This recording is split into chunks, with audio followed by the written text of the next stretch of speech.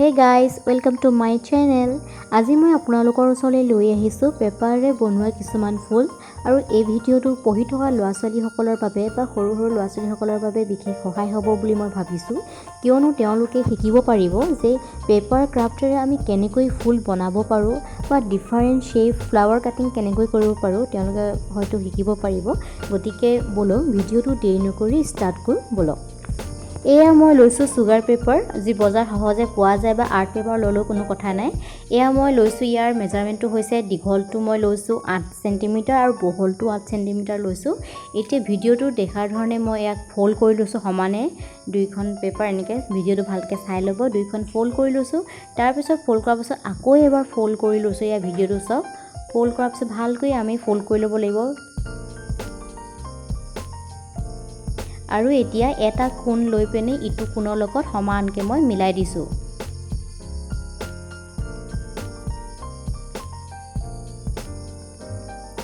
আৰু দুটা কোণ মই এখন হাতেৰে ধৰি পেনে মই নিজৰ গাৰ ফালে এইফালে আৰু এটা ফোল্ড কৰি লৈছোঁ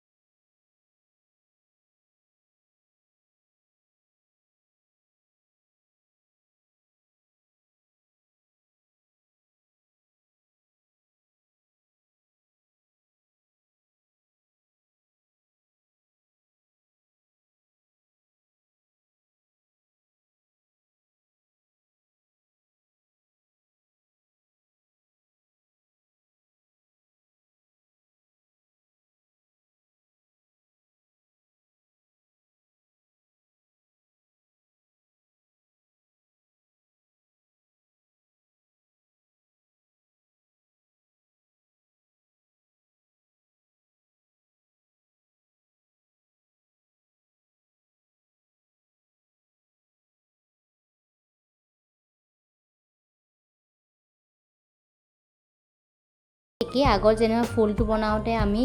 যেনেকুৱা ফোল্ড কৰিছিলোঁ সেই একেই ষ্টাইলত কৰিলে হ'ব বাছ ইয়াৰ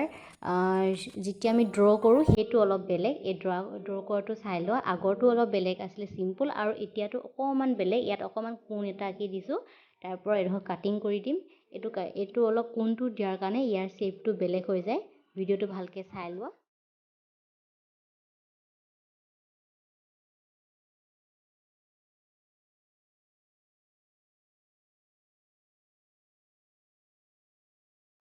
এতিয়া অন্য এখন মই পেপাৰ লৈ লৈছোঁ তাৰো ছেইম মেজাৰমেণ্টটো 8 সেন্টিমিটাৰ হয় আৰু ইয়াৰো ষ্টাইলটো আগত আমি যেতিয়া দুটা কৰিলোঁ সেই একে ছেইম হয় বাছ ইয়াত ড্ৰয়িং কৰাটো অলপ বেলেগ প্ৰথমটো অকল পাহি বনাইছিলোঁ দ্বিতীয়টো অকণমান কোণ বনাই দিছিলোঁ আৰু এইবাৰটো অকণমান বেলেগ এইবাৰটো আমি এনেকৈ ড্ৰ কৰিব লাগিব তেতিয়া কাটিং কৰোঁতে ইয়াৰ ফ্লাৱাৰ শ্বেপটো অলপ বেলেগ হৈ যাব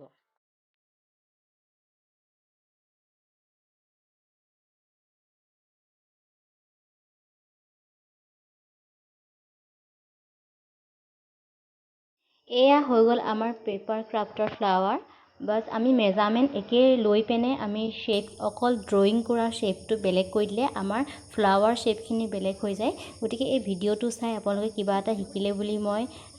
আশা কৰিলোঁ আৰু ভিডিঅ'টো চাই যদি ভাল লাগিলে তেন্তে প্লিজ ছাবস্ক্ৰাইব কৰি দিব